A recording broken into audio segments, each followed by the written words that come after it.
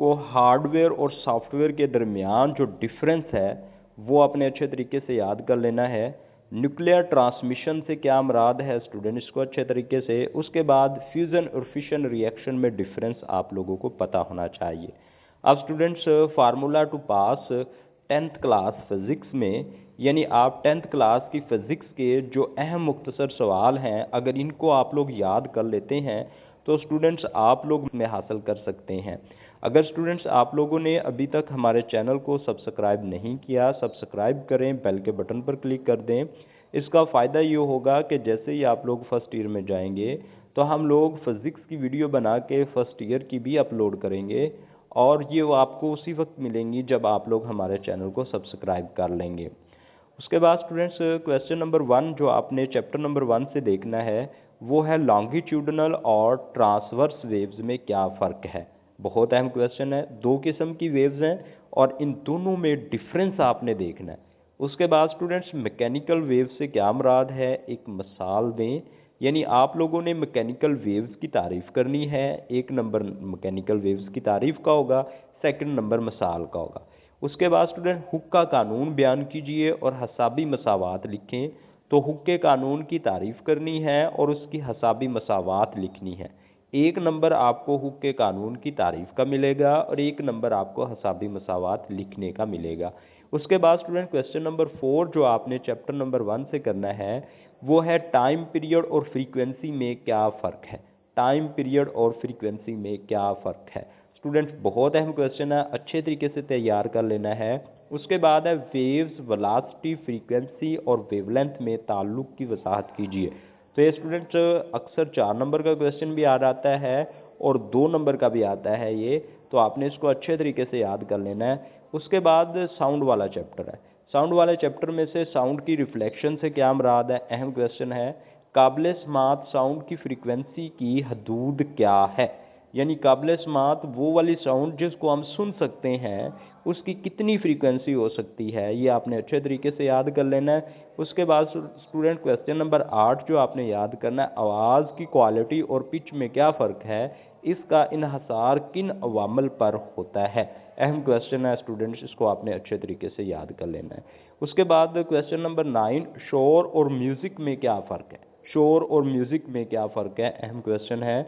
उसके बाद साउंड की इंटेंसिटी यानी शिद्दत से क्या मुराद है, इसका यूनिट लिखें। स्टूडेंट, इम्पोर्टेंट क्वेश्चन है, इसको आपने अच्छे तरीके से याद करना है।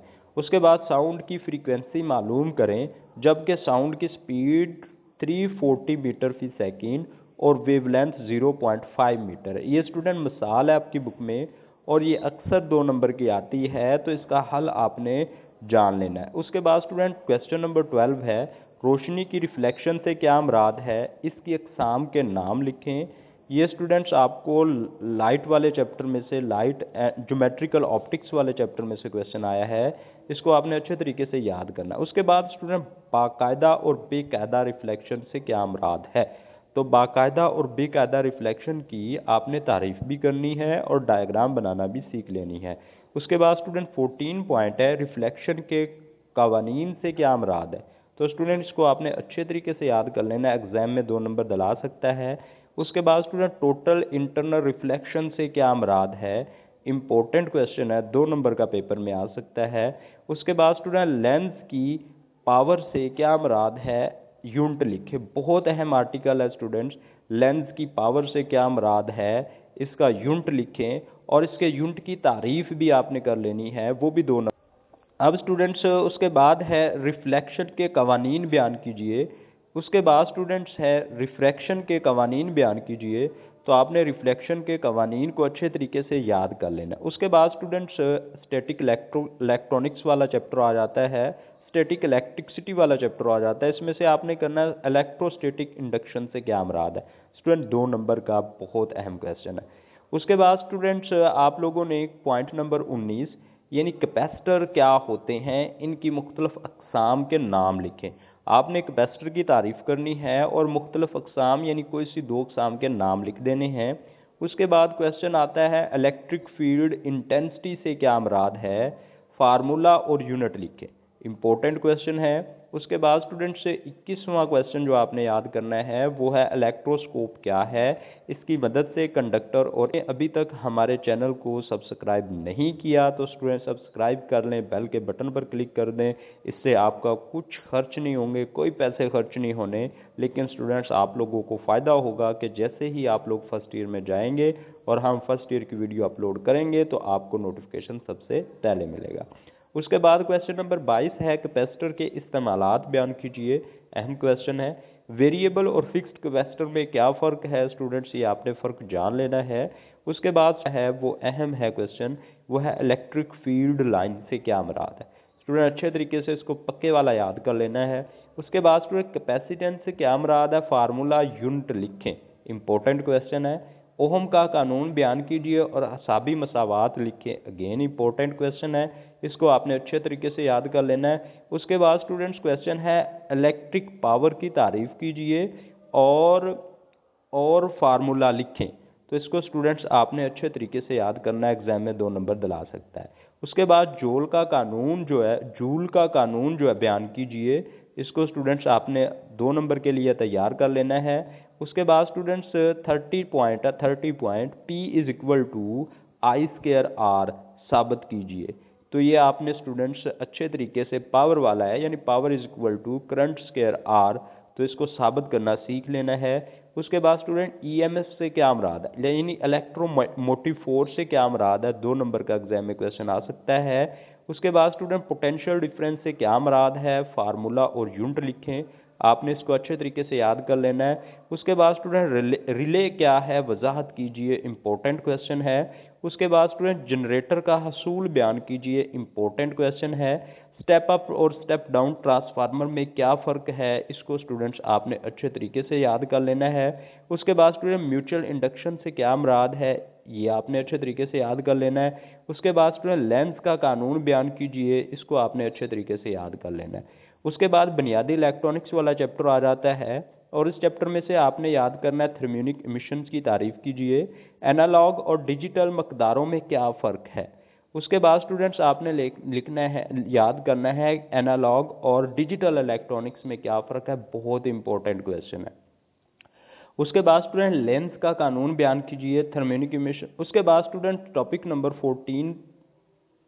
उसके बाद स्टूडेंट्स 40.41 में फोटोफोन क्या है, बहुत इंपॉर्टेंट क्वेश्चन है, इसको आपने अच्छे तरीके से याद कर लेना है। उसके बाद स्टूडेंट्स यहाँ पे हार्डवेयर और सॉफ्टवेयर में क्या फ़र्क है, इंपॉर्टेंट क्वेश्चन है।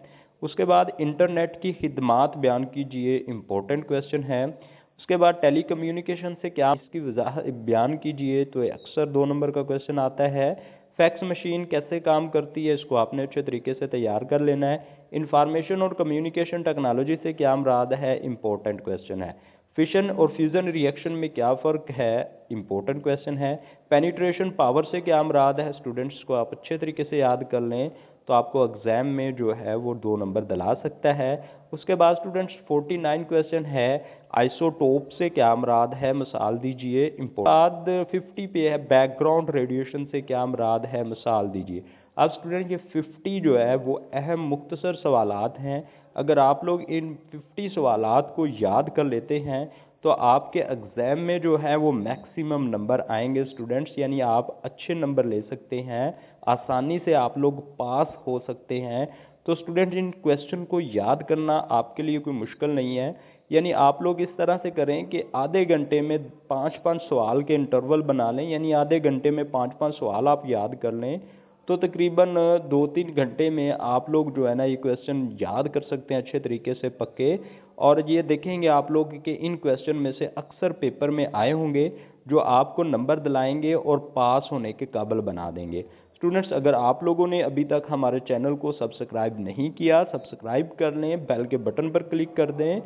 इसका फ़ायदा ये होगा कि जैसे ही आप लोग फर्स्ट ईयर में पहुंचेंगे तो आप लोगों को फर्स्ट ईयर की फ़िज़िक्स की वीडियो भी मिलेंगी और वो उसी वक्त मिलेंगी जब आप लोग हमारे चैनल को सब्सक्राइब कर लेंगे। ओके स्टूडेंट्स, अल्लाह हाफिज़। अपने भाई को दुआओं में याद रखें।